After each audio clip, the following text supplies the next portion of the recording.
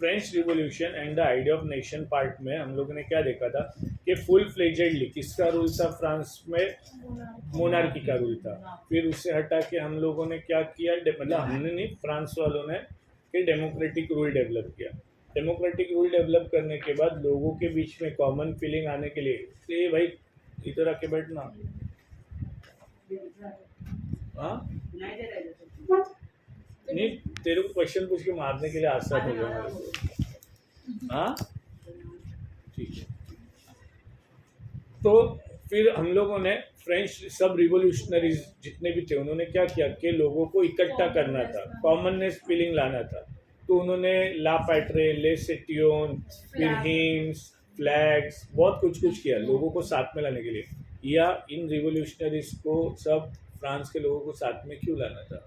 Commonness का मतलब सब लोग के मन में किंग को निकालने के लिए, किंग बच्चा कॉमननेस भी लाना था ना, मतलब कॉमननेस लाने के लिए ये किया। तो मेरा क्वेश्चन है क्यों किया? डेमोक्रेसी लाने के लिए, उनको किंग का रूल हटाना था। उनको किंग का रूल हटाना था, तो मैक्सिमम लोग होने चाहिए ना, यूनिटी होना चाहिए ना। डेमोक्रेसी बाद में, पहले किंग को तो हटा। किंग हटेगा नहीं, डेमोक्रेसी आएगा कैसे? ठीक है, फिर अलग, हाँ अरे अभी उसको आंसर नहीं पता तो उसमें मारने का क्या है? मैंने एक्सप्लेन करके अगर उसने आंसर नहीं दिया तो मारने का। अगर मैं अभी पूछूं और उसने आंसर नहीं दिया तो बात अलग है। पहले जब मैंने एक्सप्लेन ही नहीं किया है तो how she is wrong. Explain करने के बाद उसने आंसर नहीं दिया तो बात अलग है। हाँ ठीक है। फिर बाद में हम लोगों ने क्या देखा कि जो रिवोल्यूशनरीज थे इन्होंने क्या सोचा कि हम लोग ने जो फ्रांस में रिवोल्यूशन लाया है ये सिर्फ फ्रांस में नहीं पूरे यूरोप में लाना है। तो ये लोगों ने क्या किया कि दूसरी कंट्रीज, हाँ जैकोबिन क्लब से, हाँ दूसरी कंट्रीज में गए और उनको, उनके वहाँ पे जो रूलर्स थे उनको हटाने की उन्होंने कोशिश की, राइट। अब स्टार्टिंग में वो जो जिन कंट्रीज में गए उनको वहाँ के लोगों ने सपोर्ट किया। क्यों? क्योंकि उनको डेमोक्रेटिक रूल चाहिए था, वो अपने किंग से परेशान थे, तो इसके लिए उन्होंने उनको सपोर्ट किया स्टार्टिंग में। अलग अलग कंट्रीज में, ये जैसे फ्रांस में जेकोबिन्स क्लब बने थे वैसे अलग अलग कंट्रीज में जेकोबिन्स क्लब बने for discussing how to remove king and all that. ये हम लोगों ने सब देखा। अब ये करने वाला सबसे इम्पोर्टेंट नाम मैंने कल लिया था, वो कौन था? Napoleon Bonaparte, who was the military general of France. तो लोगों ने नेपोलियन को पहले तो इनवाइट किया क्योंकि उन्हें ऐसे लगा ही इज द हार्बिंगर। मतलब क्या है कि टू अनाउंस समथिंग, और वो आके क्या अनाउंस करने वाला था? किंग के रूल को हटाना और सोशली डेमोक्रेटिक रिपब्लिक को डेवलप करना। Yes, very good. बट वो खुद एक तरह से डिक्टेटर बन गया था। ओके, तो लोगों ने उसको स्टार्टिंग में सपोर्ट क्यों किया? क्यों किया होगा? या तुझे क्या लगता है क्यों किया होगा? क्योंकि उनको भी किंग को हटाना था, तो उनको भी यस, उनको तो किंग को हटाना ही था। साथ ही साथ उसने जो पॉलिसीज डेवलप की थी रूल करने के लिए किसी भी जगह को, वो पॉलिसीज बहुत ही ज़्यादा बेटर थी। किंग के जो रूल करने का तरीका था और इसका रूल करने का तरीका बहुत अलग था। इसने क्या क्या किया था कि इसने जो ट्रेड एंड टैक्स बैरियर थे ये सब हटा दिए थे। टैक्स बैरियर वो अपन ने कल देखा था ना, कस्टम ड्यूटीज वगैरह, कस्टम ड्यूटीज वगैरह निकाल दिया था। फिर मैनोरियल ड्यूज वगैरह थे वो निकाल दिए थे। फिर जो गिल्ड रिस्ट्रिक्शंस थे, वेरी गुड क्वेश्चन। मैनोरियल ड्यूज मतलब क्या है कि किंग जैसे फ्यूडल लॉर्ड्स अपॉइंट करते थे पर्टिकुलर जगह को एडमिनिस्टर करने के लिए, वैसे ही मैनर मतलब लाइक अ किंग वो उस जगह को संभालेगा। और फिर वो क्या करता था, अपनी बहुत बड़ी लैंड में सर्वडम चलाता था। सर्वडम चलाता था मतलब जो पीजेंट, जो लैंडलेस है, जिनकी लैंड नहीं है, वो उनको फोर्सफुली उसकी लैंड में टिलिंग करवाता था, मतलब फार्मिंग करवाता था फोर्सफुली। सर्वडम मतलब लैंडलेस पीजेंट्स को फोर्सफुली अपने फील्ड में काम करवाना, इसे सर्वडम कहते हैं। और फिर वो लोग उससे कर्जा वगैरह लेते थे, पैसा लेते थे, कुछ भी, क्योंकि वो पैसे वाला था। काम करते हुए तो प्रॉपर नहीं करते। हाँ, मैं हंटर लेके तेरे से काम करवा रहा हूँ, तो तू गलत काम करेगा, तेरे को पता है पीछे से हंटर पड़ेगा, तो तू सही करेगा या गलत करेगा, समझ? तो ऐसे सब वो ड्यूज वगैरह थे, वो सब ड्यूज वगैरह इसने ख़त्म कर दे कि भाई किसी को कोई पैसे वगैरह नहीं देने हैं। इसने ट्रांसपोर्ट सिस्टम में बहुत ज़्यादा डेवलपमेंट की थी। तो ऐसे तो उसने बहुत अच्छे काम किए थे, ट्रांसपोर्ट सिस्टम डेवलप किया था। गिल्ड्स के ऊपर जो रिस्ट्रिक्शंस थे ये हटाया था। अभी गिल्ड वर्ड क्या है, या लिसन केयरफुली, गिल्ड मतलब क्या है, इधर ध्यान दे, यार उधर तो मार्क्स किधर क्या निकाल है? सुनाई नहीं देता। गिल्ड मतलब क्या है, ऑक्यूपेशन क्लास, ट्रेडर्स, या तो गोल्ड के व्यापारी लोग हैं, ब्लैक स्मिथ है, तो वो अपना यूनियन बनाते थे। जितने गोल्ड के व्यापारी हैं उनका एक यूनियन, जो स्टील और आयरन में डील करते हैं उनका एक यूनियन, कुछ पॉट बनाने वाली कम्युनिटी है तो उनका एक यूनियन, कुछ ट्रेडर्स है, कुछ मर्चेंट्स है, उनका यूनियन। तो उनके यूनियन को गिल्ड वर्ड दिया जाता था। अब किंग को क्या था कि डर था कि अगर ये ज़्यादा क्वांटिटी में साथ में आ गए तो ये मेरे ऊपर कभी अटैक किया, कुछ किया, या हमारी बात ही नहीं मानी। अभी मैं इंडिविजुअली तेरे से टैक्स ले रहा हूँ, तू गोल्ड में, एज अ किंग मैं तेरे से टैक्स ले रहा हूँ, तू अकेली है, तू दे रही है टैक्स, तू भी अकेले गोल्ड में दे रही है टैक्स, ये भी अकेले दे रही है टैक्स, बट तुम लोग 3 लोग साथ में आ गए, फिर 3 के 30 हो जाएंगे, 300 हो जाएंगे, फिर तुम्हारा एक पावरफुल कम्युनिटी डेवलप हो जाएगा। तो इसके लिए किंग ने क्या किया था कि गिल्ड सिस्टम नहीं, तुम लोग अपनी यूनियन वगैरह नहीं बना सकते, बट ये सब रेस्ट्रिक्शन जो किंग ने इम्पोज किए थे ये सब हटा दिए नेपोलियन ने। टैक्स यूनियन नहीं, ट्रेडर्स मर्चेंट्स के ग्रुप्स, ट्रेडर मर्चेंट्स के ग्रुप्स, उसे गिल्ड्स कहते हैं। तो उनके ऊपर जो रेस्ट्रिक्शंस वगैरह थे ये सब हटा दिए थे। तो वो कुछ अच्छा भी काम कर रहा था, इसके लिए लोगों ने उसको इनवाइट किया। बट साथ ही साथ धीरे धीरे लोगों को पता चलने लगा कि ये अपने साथ डिक्टेटरशिप इम्पोज किए जा रहा है। इसने क्या किया, बहुत ज़्यादा सेंसरशिप डेवलप किया। सेंसरशिप बहुत बार एक्सप्लेन किया, प्लीज एक्सप्लेन।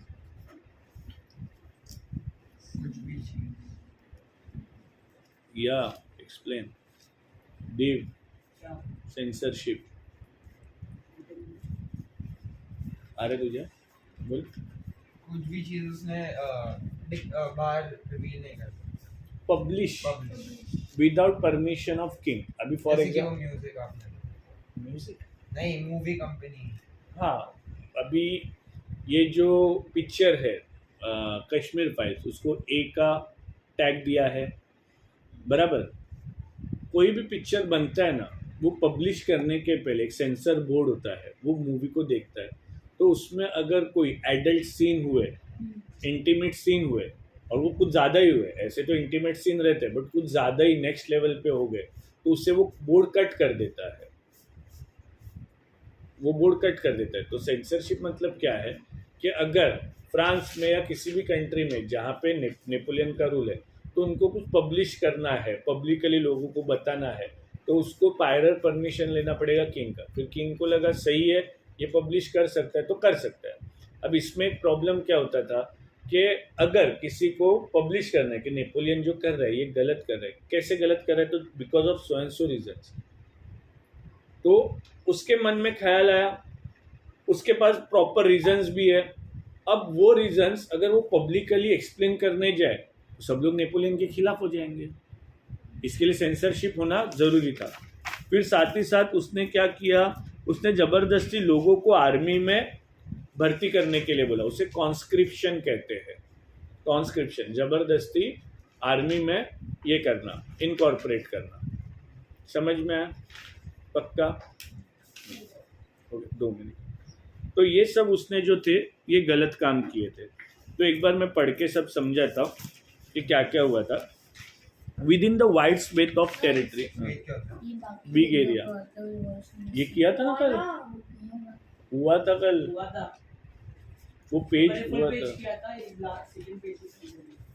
अब देखो तुम्हारा बुक इतना गंदा है, ये लोगों ने सब बताया कि फ्रेंच आर्मी गई ने ये किया ना वो किया, बट वो लोगों ने ये बताया नहीं है कि under whose guidance they have did all those things. तो किसके गाइडेंस से ये सब चीज़ें हो रही थी? नेपोलियन। तो मैंने तुम्हें बताया, वो लोग अभी बताएंगे तुम्हें। 2 मिनट, ये इतना पार्ट पढ़ लेता। With in the wide swathe of a territory, तब तक तू कुछ ये करना, वो वाला पार्ट करना, वो पेज करना। एक वाइड एरिया, बिग एरिया, तो उसका अभी टेरिटरी बढ़ रहा था ना, सिर्फ अभी फ्रांस नहीं था, उसने अलग अलग कंट्रीज में जाके उनके ऊपर भी कब्जा जमा लिया था। तो with in the wide big area of territory that came under his control, अभी तक ये कमीने लोग हिज वर्ड यूज कर रहे हैं, अभी तक ये लोग नेपोलियन नहीं बोल रहे। हाँ, बट वो लोग पहले बोलना चाहिए ना, अभी काव का ऐसे है तो पहले तू काव से स्टार्ट करेगी फिर इट आएगा ना, ये लोग डायरेक्ट इट से स्टार्ट करे फिर काव को ला दे। Within the wide territory that came under his rule, Napoleon set about introducing many of the changes, reforms means changes, that he had already introduced in France, जो उसने फ्रांस में introduce किया था। और तू मीनिंग क्यों नहीं लिखता रे? देख तो, रिफॉर्म्स मतलब changes. Through a return to monarchy, Napoleon had no doubt destroyed democracy in France. तो वो डिक्टेटर बन गया था, मतलब उसने डेमोक्रेसी को डिस्ट्रॉय कर दिया था। But in the administrative field he had incorporated revolutionary principles, उसने बहुत इनोवेटिव आइडिया लाया था in order to make the whole system more rational and efficient. Efficient means smooth working, rational means logical approach. Incorporated मतलब लाना, incorporate करना, implement करना। Smooth working, incorporate मतलब वो वीडियो से देख लो ना मीनिंग, सब तुम लोग लिखते बैठोगे, इट विल टेक टाइम ना। रिवोल्यूशन मतलब to bring about change, revolutionary principle मतलब बहुत ज्यादा चेंजेस लाने वाले principles. The Civil Code of 1804, usually known as Napoleonic Code, did away with all privileges based on birth. मतलब पहले के ज़माने में फर्स्ट और सेकेंड क्लास के लोग टैक्सेस नहीं भरते थे, उनको वो प्रिविलेज क्यों मिलता था? Because of birth. मैं राजा हूँ, मेरा बेटा भी राजा रहेगा, या मैं नोबल हूँ, मेरा बेटा भी नोबल रहेगा। उसमें कोई एक्स्ट्रा टैलेंट नहीं था, जस्ट बिकॉज ही हैज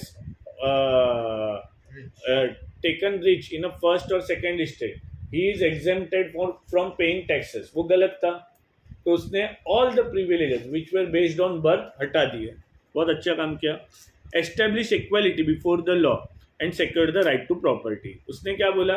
राजा हो, महाराजा हो, नोबल हो, प्रीस्ट हो, क्लर्जी हो, कोई भी बड़े से बड़ा इंसान हो, all are equal before law and secured the right to property. Right to property मतलब भाई तूने तेरे मेहनत से जो कमाया है वो तेरा है।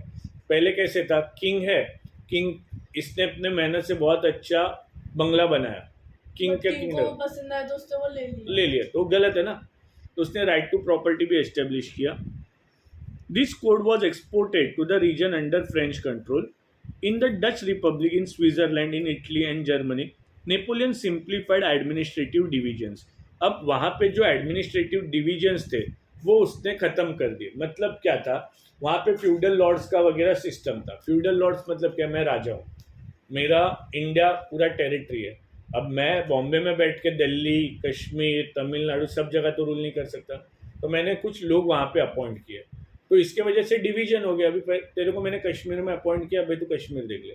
तेरे को मैंने तमिलनाडु में अपॉइंट किया, तू तमिलनाडु देख ले। तू तेरे हिसाब से वहाँ पे रूल कर रही है, ये इसके हिसाब से यहाँ पे रूल कर रहा है। बट ये क्या हुआ? डिफरेंस हो गया। विद इन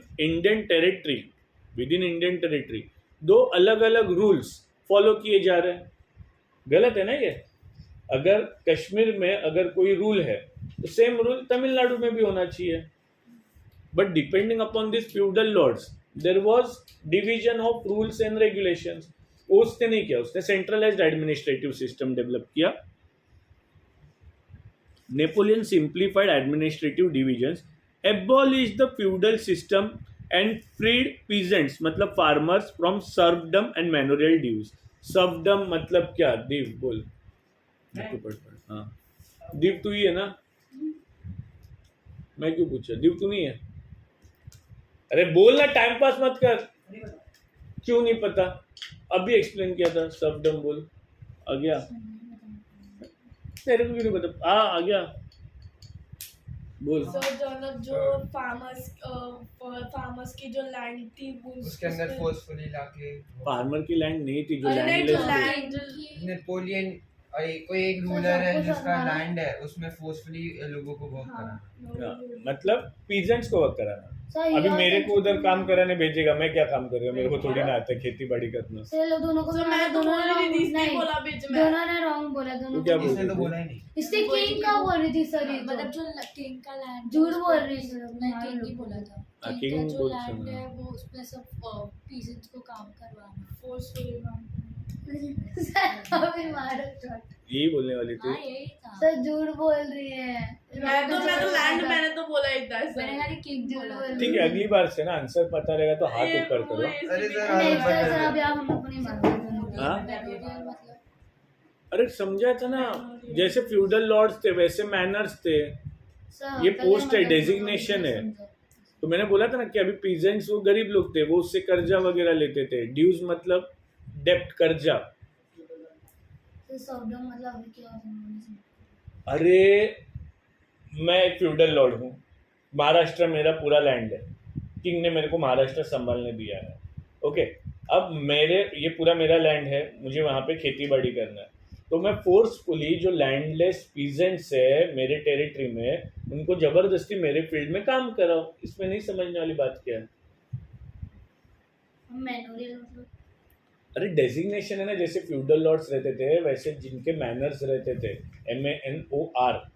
ये बंगला या बहुत बड़ा घर, जैसे कासल रहता ना, CASTLE, कासल रहता ना, वैसे मैनर्स होते हैं, बिग हाउसेस लाइक थिंग, जिसमें ये फ्यूडल लॉर्ड्स वगैरह रहते थे। उसे मैनोरियल ड्यूज वर्ड दिया है। In the town to guild restrictions were remove. Towns में जो ट्रेडर्स थे, मर्चेंट्स थे, उनके ऊपर जो रेस्ट्रिक्शंस थे वो भी हटाए थे। Transportation communication system were improved. Peasants, artisan, workers and new business enjoyed a new found freedom. तो जो बिजनेसमैन थे, पीजेंट्स थे, आर्टिस्ट थे, इनको जो नया फ्रीडम मिला था, सब उससे खुश थे।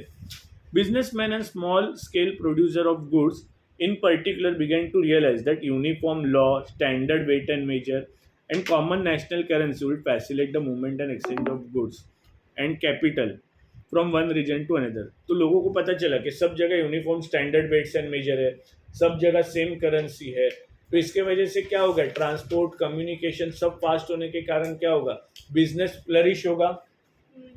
समझी ये लाइन?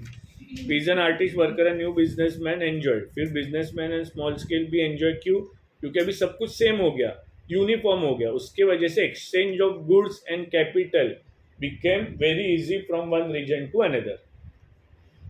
हाँ, अभी आगे उसके drawbacks. However in areas conquered, the reaction of local population to French rule were mixed. Initially in many places such as Holland and Switzerland as well as in certain cities like Brussels, Mainz, Milan, Warsaw, the French army were welcomed as harbingers।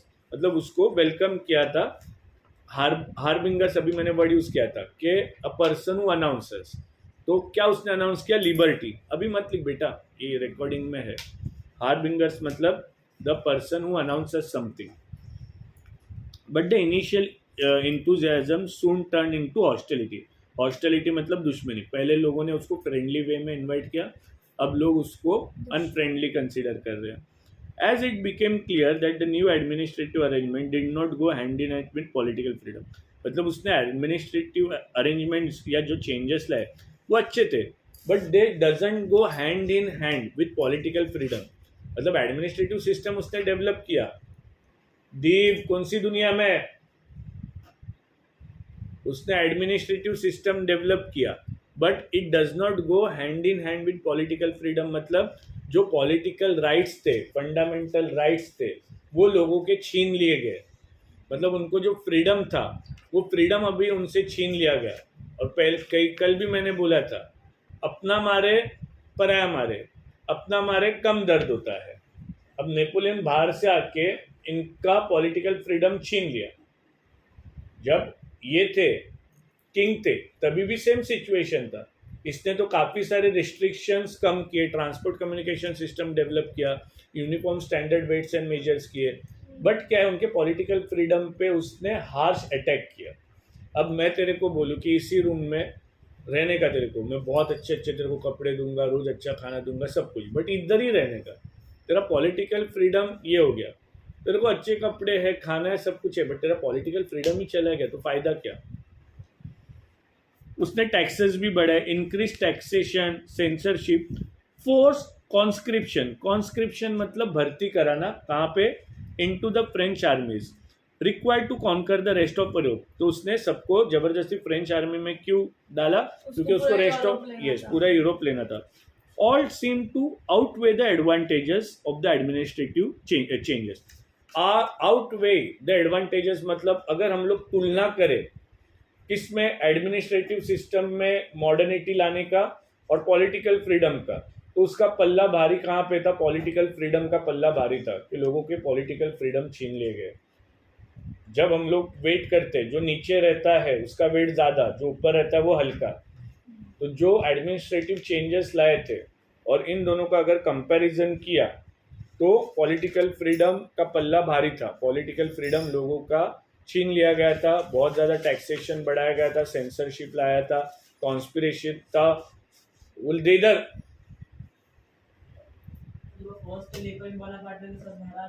हाँ क्या हटा दिया था, taxes किधर हटा है, मैंने कब बोला टैक्सेस हटा है, मैंने कस्टम ड्यूटीज बोला था। कस्टम ड्यूटी समथिंग डिफरेंट, मिलन ने कल बोला था। कस्टम ड्यूटी मतलब जो भी चीज को इम्पोर्ट करता है तो अभी विद इन अ टेरिटरी, एक ही टेरिटरी है, तमिलनाडु से महाराष्ट्र में कोई चीज़ आ रही है तो गवर्नमेंट कस्टम ड्यूटी क्यों लेगी, तू इम्पोर्ट थोड़ी ना कर रहा है, विद इन अ टेरिटरी तू ट्रेड कर रहा है। चलो एक बार यहाँ से यहाँ तक पढ़ो, दे तेरा चेकिंग के लिए।